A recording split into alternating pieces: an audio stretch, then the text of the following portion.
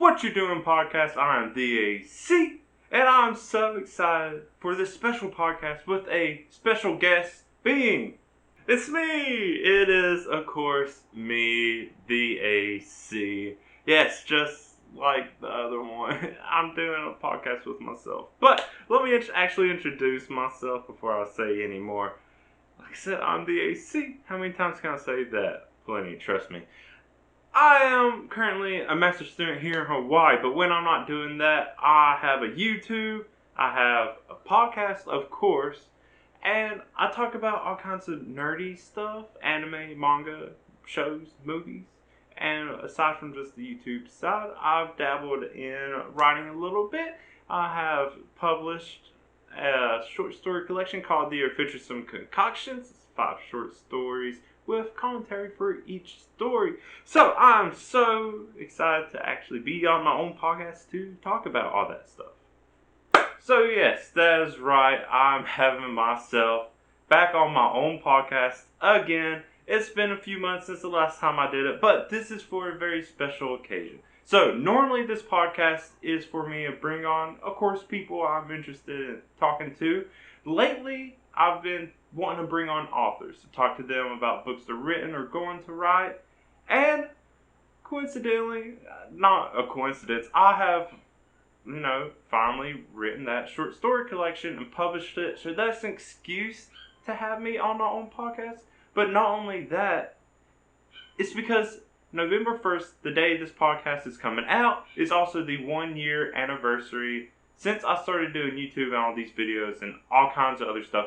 It is what I'm calling the year of a lot, because I have done a whole lot. And that's what I'm going to talk about in this podcast with myself. I'm, of course, going to talk about my short story collection, The Adventuresome Concoctions. I will talk about everything I've been doing on my YouTube, all the other kind of entertainment stuff I've done, as well as just what's been going on in my life this past year. Spoiler, the last half of it, less entertaining, but I think that's been that way for most people. Anyways, so, yeah, let me just go ahead and start with the typical, routine I have when I bring on other authors. So, what is my whole reason I started writing? Well, so, I have been writing. Of course, you write once you learn to start writing. But my first story I wrote, it was either for a competition. Like a little short story. We're supposed to write some little story for some writing competition in like elementary school, like maybe first or second, third grade, something like that. Me being a dumb kid wrote a story based off of characters that already existed, and I just didn't put two to two together. I got caught. I just didn't realize what I was doing because I was stupid and young. It was like something about an anteater and friends or whatever. I used those characters to write another story. Nowadays they call that fan fiction. Back then they called it plagiarism. I didn't copy the story. I just used the same characters. Of course, couldn't do the competition. The first actual story I wrote on my own, though, was around the same time. I don't know if it was even before or after that. I know it was elementary school, which was so long ago. And it was about a dog looking for a pet dog to be his best friend. And he goes off into the city, eventually comes back, then they make a house together because they needed a bigger house once he had finally found a friend. And it was some cute little story. I have no idea how I came up with it. But, yeah, that's kind of the first story I can actually think of actually writing. It also, I guess, coincides with the first drawing I ever really remember being proud of, which was a picture of a dog. I have only drawn a couple things since that I have actually liked because I'm a terrible drawer. So, that's where it starts. And if you listen to my other podcasts I've been on, if you watch my other videos, that story probably sounds familiar, and a lot of these other stories I'm going to tell about myself will probably also sound familiar. But I'll try to add a little more depth to them if I can. I don't know. Now, besides that, the next story I actually remember writing was in 7th grade, in my typing class. I think it was 7th grade, 8th grade. It was in middle school. I think it was 7th or 8th grade. I really have no idea.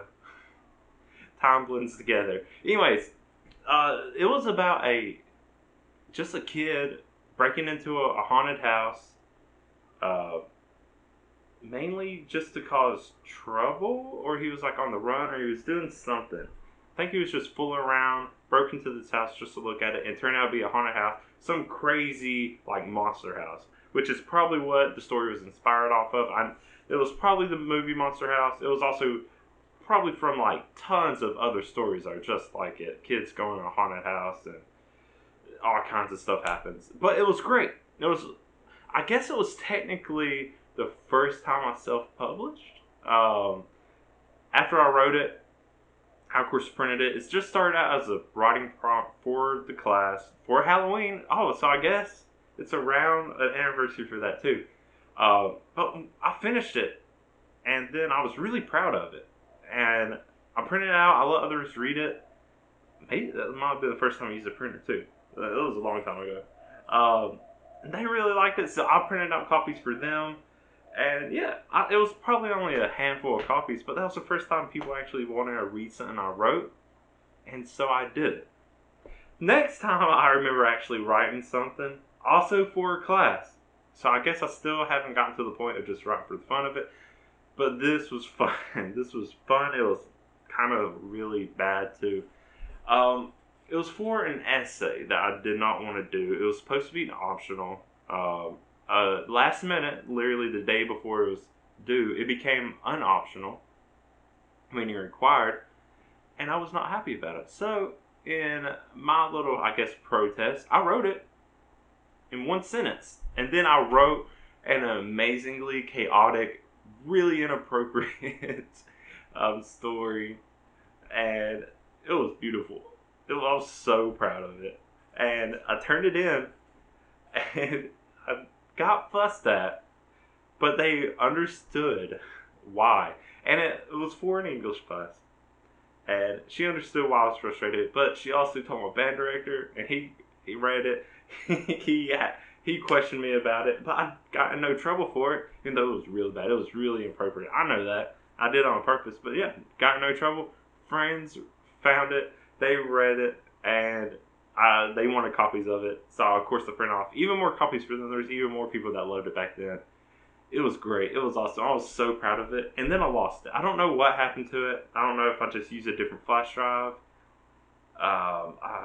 Maybe I only saved it to my computer and printed it off. I have the same flash drive I've used since high school, and it's not on there. So I don't know where it went or what happened to it. But I know into college, one of my friends that I gave a copy to, at least a couple years into college, still had it. And it was awesome. And I took it, and I lost it again. I don't know what happened to it. I don't know why. I can't remember. But it was so dumb. It was so stupid. And like, it wasn't even really a story. It was just a random man. It was like if it was just a weird fever dream. I think I've talked about it before, but if I haven't, it was supposed to be something called a Laws of Life essay. And the prompt was the 3 most important things of life, which was family, education, and religion. And I'm not a religious person, but where I grew up, that was not acceptable at all. And anything other than the only religion they care about was also unacceptable. So I was like, yeah, I'm going to do this one sentence. The law of life is to not die. End of the actual essay part of it. Continue on for the next couple pages about a story of some kid getting drunk off of rum, walking through the streets, kicking puppies until he gets so drunk that he passes out. Then he has some dream about hanging out with Michael Jackson. I think this was before Michael Jackson died. Getting into trouble. I think eventually he like blows up Michael Jackson or something. It was so bad. I was so proud of it. But that was high school, and that's pretty much the things I wrote up until college. Then college came. I had to start writing actual college papers, all that stuff.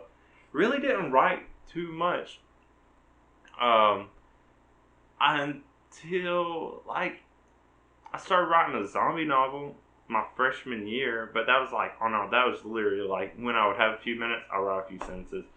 I got like a few chapters done. That was pretty much it. I didn't really seriously start writing until I want to say 2016, spring of 2016, fall of 2015. I kept wanting to write novels, and I wouldn't get anywhere. I'll write a few chapters of a zombie novel. I'll write maybe a chapter of another novel. Then I'll write a few pages of another, and it kept getting less and less. And then eventually, I just had a list of ideas I want to write. And then I saw there was a short story writing competition. I was like, this will be awesome. Why don't I do this? I'm like, I write so much stuff. I have all these other ideas. I already have lists. Then I made even more lists. Then I wrote a story, which is actually one of the short stories in my collection. Made it too long for the competition and could not publish it. Later that year is when I actually was like, hey, you know what? Maybe I could actually start like promoting myself as an author. So then I made my own Facebook page, Twitter. First time I used a Twitter page. Looked into website stuff, but didn't do that. Mainly those were the two things I was trying to promote myself on. Didn't really take off for a long while, but yeah, that was pretty much it. Besides that, I was on a website called Vic's Lab around the same time, maybe late 2015, 2016. It was before I started writing short stories. I was still working on my novel because Vic's Lab was all about original English light novels. I was like, oh, this is cool. Only writing community I could find at the time, so I kept doing that. Stayed on there for a while, but then once I got more into light novels, reading light novels, but once I started writing more short stories, I kind of forgot about the novel stuff. I haven't really touched any in a while, and it just kind of went on from there. Up until 2020, that's this year, actually a month ago, I finally published my short story collection, The Adventuresome Concoctions. And then that's my inspiration. I didn't even talk about my inspiration. The reason I'm writing, that's my writing history. The reason I write is because I enjoy it. Is that an acceptable answer? All that talking I just did, I don't even know what actually inspires me. It's because it's fun. I like creating new worlds. It's as easy as using a pencil and paper. You don't even need that if you want to create a whole world. But like, you can create a whole world with a pencil and some paper, and I think it's awesome. It's just a cool thing to do. And I have so many ideas. Of course, I watch a lot of stuff, and I'm always inspired. I was like, what if I could do this stuff too? And I guess that's my inspiration for writing. Of course, there was a point I want to write manga, be a mangaka, but I cannot draw. So that's why I actually just write stories instead of manga. I guess that's my actual inspiration. Each individual story has its own inspiration, but as writing in general, my inspiration was to create my own little world. I guess it's an escape, you could say. But yeah, that's pretty much it. Yeah, so I've written a lot in my life, but like I said, the most recent thing I have written and published is my short story collection. But I've already made videos about just reading previews of them, kind of talking about what they're all about, just typical advertising for them, as much as I would do for myself. So I'm not going to go through that too much, but how about just a quick run through of each story, what it's about, and very briefly where the inspirations for each story comes from. Yeah, okay. I'll try to keep this brief, but I try to keep everything I say brief, and then I just ramble on. I have a lot more to say than I ever actually intend, and then whatever. Anyway, so yeah, I made YouTube videos for all this, so I will keep this even more brief. So the first story in my collection was Soul's Tower. It's about pretty much a teenager. I don't even know what I would call him. A sorcerer, some kind of magic person. He uses barriers, and he goes into this tower called Soul Tower just to investigate it. But along the way, he meets a girl who's also looking for someone in the tower, really young, and through that, they're just fighting these shadow monsters and other evil spirits, and until they finally make it to the bottom of the tower. This was inspired a lot by the anime and manga Kakashi. He uses these pink barriers to make these walls, and that's how he gets the shadow monsters to disappear. In Kakashi, they have like blocks, cubes, magic cubes, and it's pretty much the same thing. But the actual story comes from a dream I had, where pretty much the exact same thing happens in the book as my dream. There's one little thing, there's a giant mushroom for some reason in my dream, and I do not include it in the story. But that's all in the commentary too. It's one of the great things about writing these short stories. Is one, they're experimental too. It's easy to include all the commentary about why I wrote them, all the inspirations for that. I get that kind of idea for the whole thing of including commentary notes about the stories from reading Juji Ito's manga in his collections. Some of them he has just little notes about where each story came from. So, moving on with what's in the collection though. The next one is what is the next one? The Kapre. If you know what the Kapre is a tree giant in the Philippines. He sits in or under trees smoking tobacco, a cigar, a pipe, whatever. And he likes to just play tricks on travelers and whatever. And it's kind of a funny creature for like a mythological creature. He's not really harmful. He's just likes to have fun. What this story is about is there's these group of girls and two pairs of sisters actually. One of the sisters gets kidnapped in the middle of the night by the Kapre. And then that sister and their two friends go out in the woods to look for them. Of course, they run into the Kapre. Little tricks. It's maybe my shortest story in the collection, or tied with another one. And yeah, it's just a cute little one. It's and besides the Kapre, which technically doesn't have a gender or sex, it's all females, which was coincidental, I guess, but it's also because of where the story comes from. The story is based off of an Ilocano Drama Fest skit, little miniature play that I did my first year of my master's here in Hawaii. I was the Kapre because I was the only big dude that could actually play a monster. The rest were just 5 other chicks in my class. One played the mom, 4 other played the kids, and I super proud of myself. I won an award for Best Actor, mainly because I did not have to do much. They painted me gray, that was it, and then I kind of was just creepy like I feel I normally am anyways. I did get a mango thrown at my chest for real, which was funny. I had a fake cigar that apparently looked pretty real, and apparently I actually did look scary.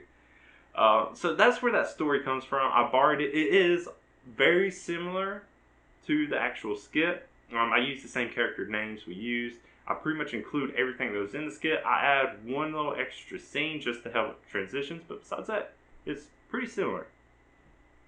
The next one, I'm not keeping these short at all, is That Which Is Hidden Within. This is about a demon that takes control of a girl whose parents had just died, and through that, she uses it to pretty much commit other atrocities within the family, just cause a lot more trouble, just to really destroy this family's life. And it's kind of dark. It's my darkest one for sure. And it was also kind of experimental to the way I did it, doing it all from the perspective of a demon, from pretty much the antagonist possessing someone else. It was a weird thing for me to do, and I really like doing it. It's also my latest one I've written. But this also comes from another Ilocano Drama Fest skit that we did my second year. And I actually did not act in. I was supposed to just be a voice, a recorded voice that they're going to use for a ghost. But I had a trip. I couldn't be at the actual play. They ended up deciding just to cut the recorded voice. So I didn't have to be in it. But I did help organize it. It kind of helped with the writing of it. I made most of the props. Uh, and I was around for all the planning of it. I was just not there for the performance. The story itself, though, only takes inspiration from it. It uses the same kind of skeleton of the story.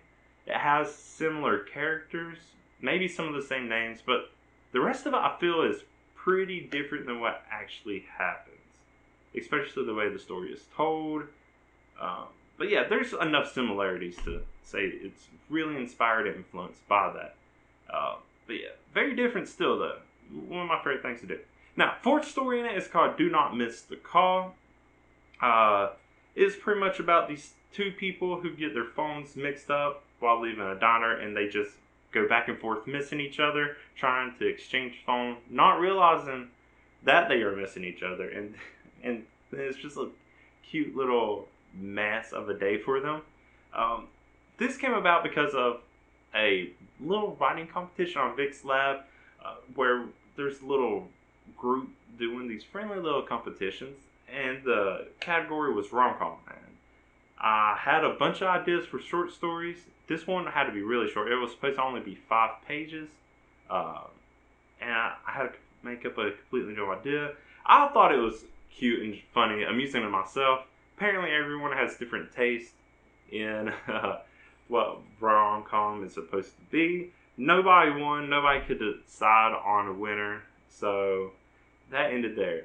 But like I said, it's a really short one, but I thought it was cute. Last one is The Island Song. This is about a group of kids who live on this island where music is held sacred. Music is always being played. But then there's a group of teens that just decide they don't want to play it for sacred reasons. They want to do it more for secular reasons, just to have fun, not having to try to hold up any tradition. So they go off, try to find a place of their own to play at. When they do that, they come upon a magical location that they don't know about. And it turns out, when they play there, it gives their music magical powers. So they're having fun with the powers until another group decides they're going to try to take over the village with the magic powers that their music has. And it's pretty much just about these two groups butting heads, trying to decide what's the right way to play music. This was the first short story I actually wrote. It was the one I wrote for that first competition. Ended up being too long. It's also based off a different novel I tried to start writing, but I scrapped that one because I wanted to take a different tone with it. Then I wrote this one, and I liked it, and then I decided to start all over on writing a different light novel. So yeah, this one's gone through a lot of iterations, and we'll see what else comes from it, I guess. Now, that is not the only thing actually in this short story collection. There's one more at the very end that I include after my final comments, called TikTok Hour 1. It's an experimental piece. And in it, each chapter or each hour is supposed to last 1 hour. And in it, there are 60 lines, not 60 sentences or paragraphs or whatever, 60 lines that I try to make very obvious, and each line is supposed to be 1 minute. So theoretically, if you read it out or acted it out, whatever you did, it should take 1 hour. Now, it's a very slow, very psychological story, so it's not the most entertaining if you took an hour to read it, but theoretically, the experimental part of it is that. But yeah, that is my short story collection. That's what consists of it. That's what's in it. So, yeah. Cool. So, yeah, that is what the stories are. But one of the things and one of the reasons I do this podcast isn't just to talk about the story itself. It's also to talk about why the story exists, how it exists. So, why did I even decide to publish these short stories into a collection in the first place? Originally, of course, I wrote these for fun. I wrote them for competitions. I didn't really think much about what I was going to do with them at the time. Then about, I guess it's been a year and a half, maybe almost 2 years ago, I discovered like Amazon's Kindle publishing where you can self-publish on there. And I thought, hey, that would be awesome. That would be really cool to do. But I didn't know what I would do. And I was like, well, it'll be a while until I actually finish writing a book. And I was like, well, I already wrote all these other short stories. And I was like, what if I just did them as a collection? And I was still writing That Which Was Hidden Within when I wrote it, when I first discovered this. So I was like, okay, I'll finish this short story. I'll put them all together. I spent a lot of time re-editing them, a whole lot of time, because I really want to be proud of it. At first, it was just like, I'll just publish what I have, just to see what the process is like. That way, in the future when I do this, I'll already know what it is. It'll be a lot easier. But then I just really got into it, and I spent so much more time on it. It took me a lot longer to actually get them out than I expected. But the whole reason I did this was because I could. I didn't expect to sell a lot. Admittedly, I thought I would sell more than I have. It's been out for a little over a month. I think I've sold 3 copies. Oh, maybe not even 3 copies. I think I've sold to 3 people. Yeah. So it's not like it's turning a profit. I thought maybe more people would be interested. But it was mainly, it was for myself. That's why I did it. Originally it was just going to be digital, but while I was uploading it on there, I realized there was enough pages for it to actually be a decent size story. Actually, hang on.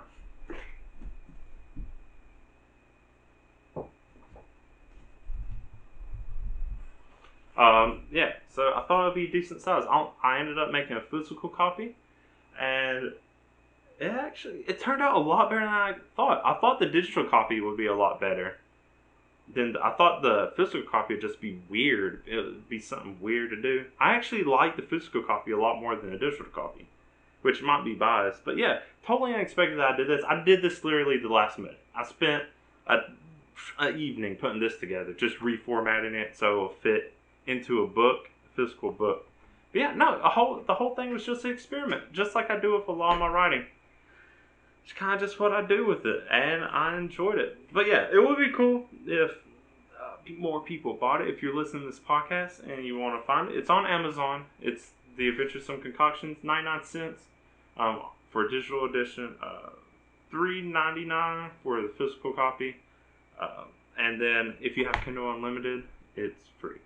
I thought more people with the free Kindle Unlimited would get after it more, but no one has.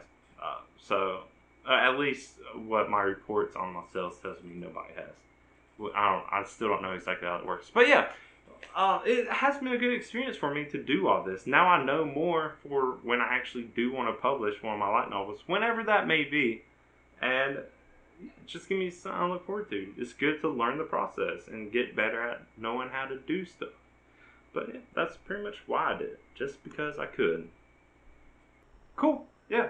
So, talked plenty about short story collection. Things I have already written.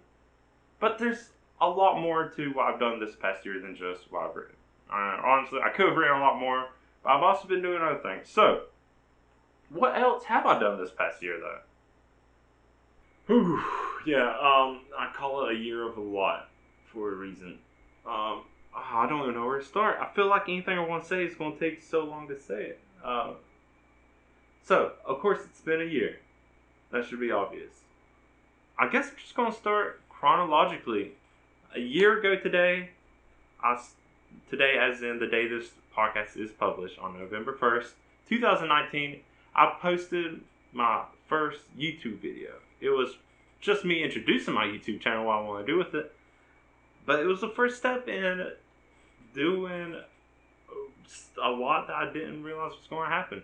At first, my YouTube channel just started off with what would have been a vlog of me in my life, things I do around Hawaii, as well as other things related to my YouTube channel, just a way to talk about it. The rest was talking about otaku stuff, anime, manga, which was Whatcha Doin on otaku. What else did I do right at the beginning? Right at the beginning, it was that. I was talking about other stuff, other non-anime stuff, which is Whatcha Doin other nerds, which was TV shows I would watch on Netflix, or zombie shows, Walking Dead, whatever I was watching on TV that wasn't anime or manga based, or it would be about other books that weren't manga or light novel based, and that's what I do with that. Eventually, And pretty quickly, actually, I started adding where I talked about video games. Not played them, but at first I just talked about them. Eventually, I learned how to actually record videos of gameplay and me playing of the gameplay at first. Then eventually I learned how to add video of myself playing it. And then eventually I added a segment of talking about books as a separate thing, which became What You Read, and then What You Do in Readers. The gameplay went from Nintendo to What You Do in Gamers and What You Do in Gamers gameplays. The vlog went from the world of the AC to What You Do in the AC. And that was pretty much mostly it. So Saturdays was vlog at first, Sundays was otaku, Mondays was the other nerds, Tuesdays was readers, Wednesdays was either a wild card or What You Do in Gamers, Thursdays at first was What You Do in Gamers gameplay, Fridays was the AC stories, where I would read stories I wrote, which was either snippets, another thing I forgot I was doing, another experimental piece of writing I do on Twitter, which is one sentence a day. So once I collected enough of those sentences together, I'll read those, or I'll read from my dream pad. Eventually now I just finished my little series of reading previews from The Adventuresome Concoctions. And that was cool. And that's where it started. Eventually I started doing special stuff at the end of the year. I did a little special week of top 10s, top 100s, all that kind of stuff of the past 10 years because it was the end of the decade. Then starts the new year. At the beginning of this year, it became chaotic because once January hit, I realized in February I was going to be leaving to go to the Philippines for a month, which was an awesome trip. But then I was like, that's a whole month of no videos. What am I going to do? And so I tried to record as many videos as I could. I was like, I'm going to try to spend all of January not only doing a daily video, which I do, making a video every day. I was going to make 2 videos every day, and that did not happen at all. While I was gone, I had maybe a couple weeks worth, even that. Maybe 10, maybe up to 10 to 15 videos. I don't remember for February. Even it being the shortest month of the year, it still wasn't enough. Yeah, it was a lot of YouTube at first. And at first I was getting a lot of support. I don't have crazy subscriber numbers. If anything, I have crazy low subscriber numbers and views. I don't get too much. At that point, for some reason, the only video that really took off any was my Junji Ito review of No Longer Human. It's in the 700s right now. Back then, it was like going up into 300s, 500s. And I was like, oh, it's really taking off compared to everything else that was in the 20s at most. But yeah, so I got back from the Philippines. I was in the Philippines for thesis, fieldwork, research, and all that other kind of stuff. I had to leave early a little bit because of the world decided to shut down. The festival I was studying, it ended early because of all the stuff, of health reasons. I came back. I had a few weeks to gather myself up, focus on research, try to get back into making videos again, which I made one video while I was in the Philippines. I made one video. I saw news about Crunchyroll doing something. Oh, Crunchyroll Originals, I think it was. Made a video whenever I found the internet. I posted it. Took forever. Got right back into it. Before I left, the other thing I was looking into was Byte, the Byte app from the creator of Vine. I got into Vine late. Right when I got into it, I didn't make any, but it shut down right when I found it and was starting to really get interested in it. And before I could make any videos, it shut down. Eventually, TikTok popped up and became popular, and I hate it for a couple reasons. One, I just think it's annoying. The people and the videos on there, just annoying. A lot of it's the same, and I just couldn't get into it. The other thing is, if you recall me, not long ago in this podcast, I have a story called TikTok, spelled the exact same way, and once I discovered that, I was just upset. I kept the name TikTok, I just spelled it differently, but that annoyed me. So then when I saw Byte was becoming a thing, I got on it. I spent about March just watching videos. And then April, I actually started making my own. I was doing that, and then I was making daily videos on that, and that was fun. So at this point, I was doing a daily YouTube video. I was doing a daily bite. Neither of them was taken off. And then after about 5 months on bite, I just got tired of it because there's a whole threat of TikTok shutting down.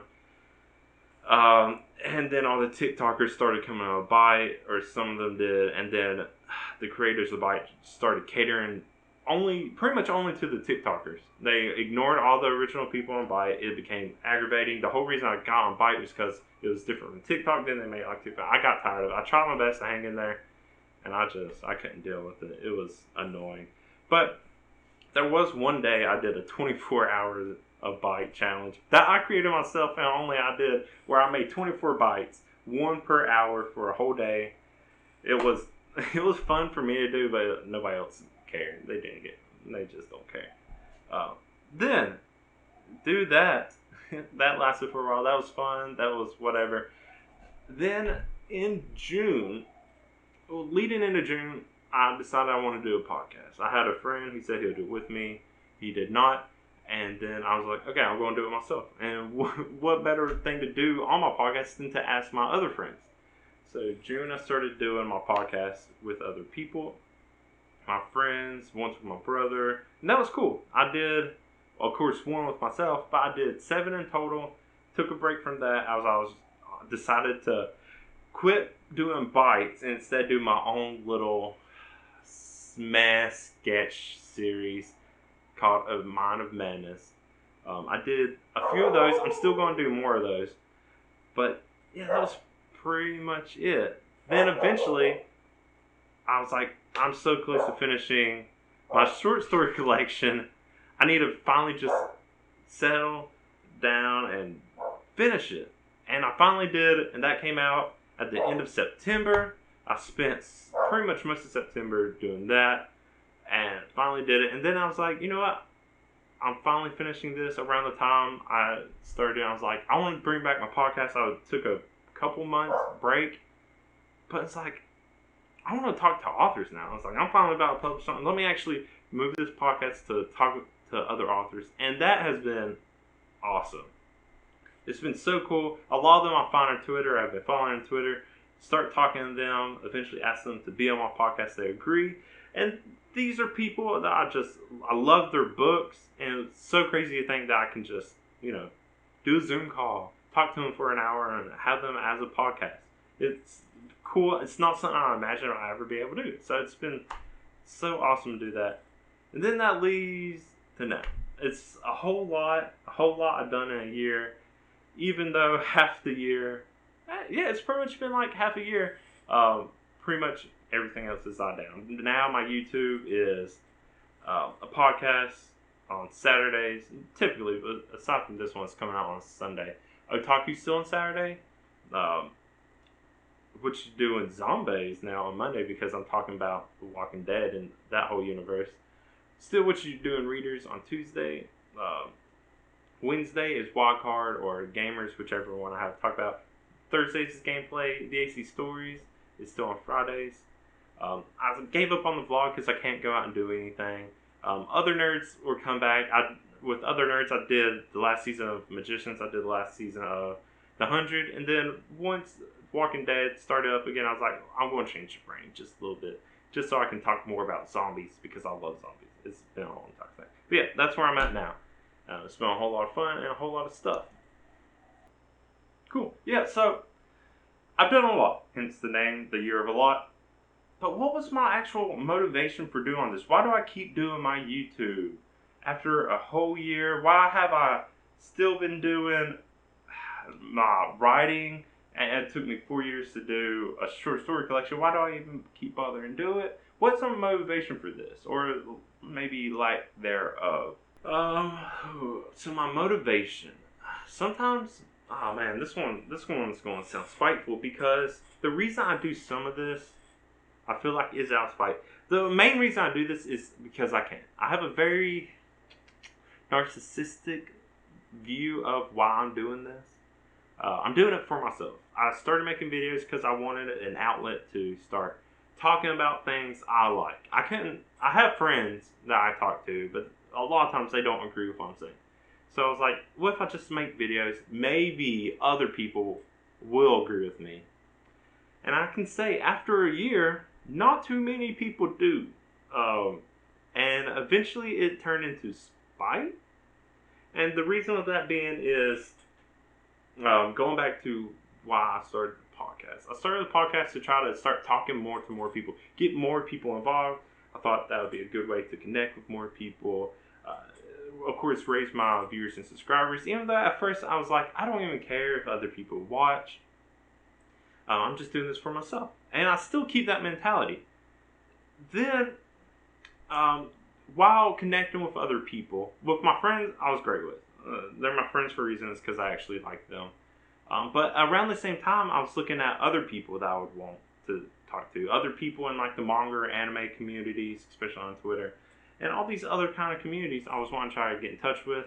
I was trying to get in Facebook groups to try to talk to people about things like. Turns out, we can be fans of the same things and still disagree about pretty much all of it. I don't know why. Around the same time, I started looking into other YouTubers that did manga or anime related stuff. I was like, hey, you know what? Starting to get more involved with other communities. Why don't I see if I can get in touch with other manga tubers, anime tubers? So I started looking at them. I found their YouTube channels. And I was very disappointed in my progress compared to theirs. And it's like, yeah, I'm comparing myself to others. I don't need to do that. And I don't. But what I was disappointed in is the content I was seeing. Now, of course, mine isn't great. I'm wanting to get better with everything I'm doing. But a lot of the creators I was seeing were... I just didn't get it. I don't understand why people want to watch that stuff. There were plenty I found on there that did videos kind of like me. They talk a lot about anime and like theories and all that kind of stuff they do with that. And maybe I'm just not finding the right ones. I've looked but a lot of what I'm seeing they're not talking about manga or anime. They're talking about buying manga anime and showing off their collections and doing that. They do manga hauls, just showing off collections, and they don't even really talk about the actual anime and what it consists of or what they're thinking about it. They just show off their collections, and it's like it doesn't even make sense. And they're popular. It's spiteful and envious. Like, oh yeah, they have more subscribers than me, and yeah, I recognize that. But also, it's like I don't get why your content's popular to begin with. You're not doing anything. All you're doing is showing off that you have money and you spend on manga and anime. Cool. Are you actually going to talk about them? I watched one person. All they did was go online and buy manga.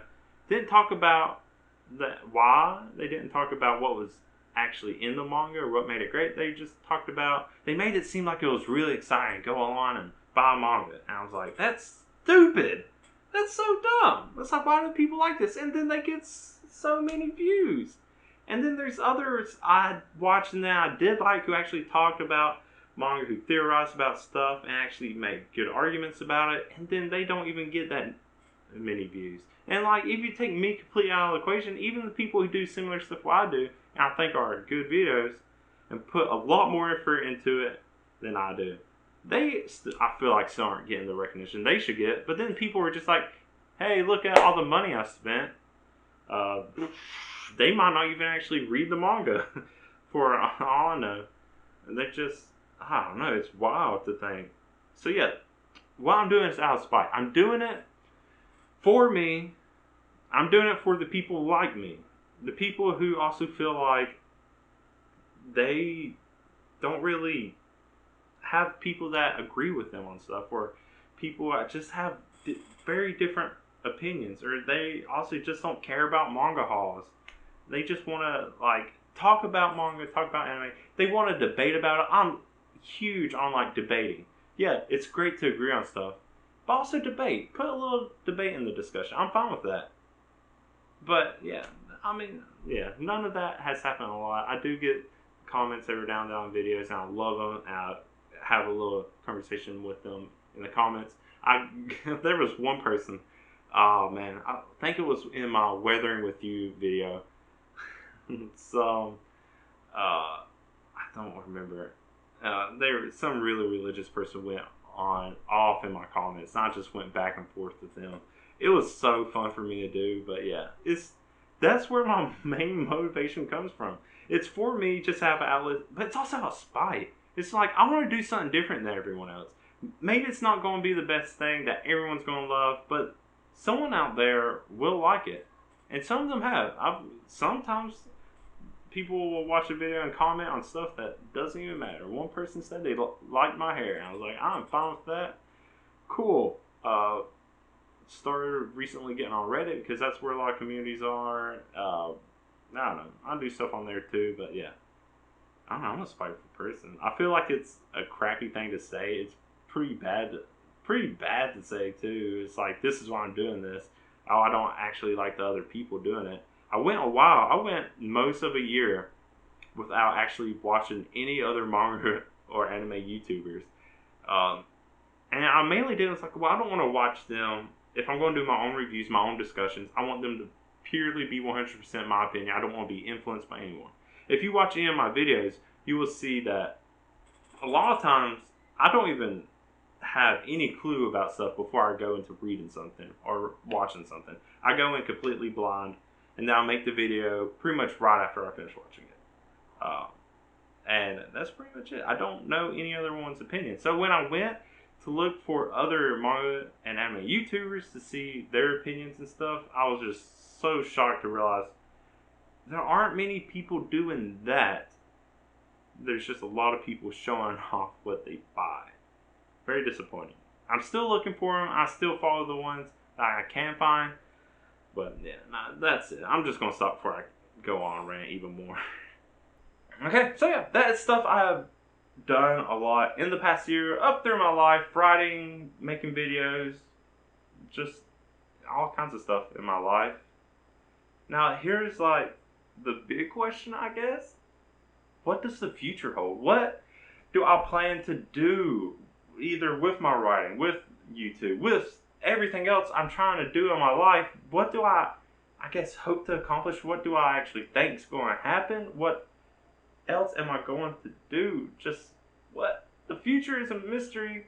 I can at least speculate though. So go on. Yeah. What does the future hold? Man, I really don't know. Of course, I'm still working on my thesis for my master's. Trying to work on that. So hopefully within the next year, at some point, I'll finish that too. As far as writing goes, I'm really working hard on finishing my light novel for the Island Song short story, which I'm changing the name to the Isle of Song. So that light novel may come out within the next year. Who knows when it's actually going to come out. It took me a while to write a short story collection, so who can say when that's going to be. But there's also other short stories I want to write. I want to put out another collection. I have, like I said earlier, a whole bunch of ideas for that could come out and do so much with. But yeah, probably not going to do any more. My sketch series, A Mind of Madness, I'm going to wrap up eventually. I've already have most of it planned out. I just got to shoot it. It's kind of a pain to shoot. For something that's only a couple minutes long, there's a lot of work that goes into it. But yeah, my YouTube, man, motivation is draining. Even though I do it for me, it seems like less people watch the videos now. But I put out more videos. I try to do more work on them. If you go back and watch some of my first videos compared to some of my later videos, they have changed quite a bit, and they've gotten a lot better in quality and the way I'm doing stuff. Just in my whole demeanor, really. I'm a lot more, I feel like energetic, uppity, I guess. And that's just natural. That's not me forcing it. That's just, I got used to being in front of camera and doing this stuff.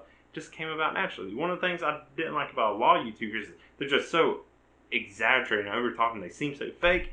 I feel so good about myself because I know I'm keeping it real. But I also try to keep it positive. That's a lot about my videos.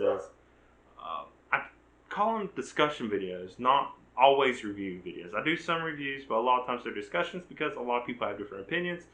Of course, that's my whole deal with this whole thing is my opinions are pretty much neglected by everyone. People don't always agree with my opinion, so I was like, okay, well, these are discussions. These aren't reviews, because if I call it a review, most people will disagree. So, my future with my YouTube is I'll probably still keep the same scheduling I'm doing. I don't know how many more of the podcasts I would do. I'm probably going to switch it up every so often. Take another little break, switch it up. I guess they call them seasons for podcasts and whatever. Switch to different things, like maybe talk to streamers, like Twitch streamers. I have friends who do that. Talk just random discussions. Maybe get in contact with those other anime and manga YouTubers. See if they want to be on my podcast and discuss or debate. If they watch this podcast, they will maybe make some assumptions on which side I'm talking about and which side they're on. Most likely, if I'm asking them to be on my podcast, they're on the good side, the ones I like. Otherwise, why would I want them? But yeah, it's hard to tell what's going to be in the future. I want to get better at my videos, really, mainly. I mean, of course, my priority is my thesis, finishing that. But yeah, as far as YouTube goes and writing goes, who knows? I want to get better. I know that. I want to get a lot better at editing, which has been getting better. I want to get better equipment, but that costs money, so I'm going to have to invest in all that kind of stuff. But now I am looking forward to the future, seeing what this next year holds, especially once I'm able to go out and do more stuff. I'm getting sick of spending most of my time at home. Maybe that will help me get more motivation. But yeah, honestly, if I stopped doing YouTube and other stuff, it wouldn't surprise me either. I do it for myself, so if it ever hits a point that becomes stressful, that's not what I'm doing. I do it for fun. Also, more I work on my thesis, the less time I have to work on other stuff. So, let's see. We'll see where the future goes. I hope I meet a lot more people, a lot more cool stuff, make a lot more connections. But yeah, who knows? We can never know what actually is going to happen in the future. We can try our best. I kind of just try to go with it. Try to do what I want in the moment. So sometimes that's a lack of motivation. Sometimes that's just me not feeling up to it. Maybe I just don't want to put in all the pressure. And I just want to chill, enjoy life, because that's what life is all about. No need to stress about the future. It's going to happen. You can do what you can, and you can just do what you want. But hey, that's pretty much all I really plan on having to say in this podcast. It's been a really special one to me. It's been a whole year. Went by really fast. I've gone just so much. And also, sometimes it just feels like not a lot. But it really is when I really think about it. But before I go, you want to just go ahead and plug my socials. Yeah, so if you want to find me in other places, you can find me now on Facebook and Twitter at DAC Stories. My YouTube channel is DAC Stories. And then my Instagram is the_AC_stories. You can also find me at random other places. If you type in DAC Stories, maybe my user thing will come up. I use the same logo for everything. So you can find me all those other kind of places. But yeah, I completely and deeply encourage you. I try to leave comments and stuff, but leave comments for me. I will promise you, if you leave comments for me, I will say something back, and I will try to have an entire conversation with you, however I can. But yeah, you can do all that. Find me on all those places. Yeah, of course, mine are exactly the same because I am the exact same person. But yeah, thank you so much for everyone who has listened to this podcast. Mm-hmm. I'm just going to say, it's been great. I love doing this podcast. I love doing everything else to it. That's why I'm doing it. But I'm so glad and so grateful when people actually do listen and enjoy the things I do. So yeah, thank you so much. And of course, thank myself for being on this podcast. Thank you. But until next time, I'm the AC. And bye.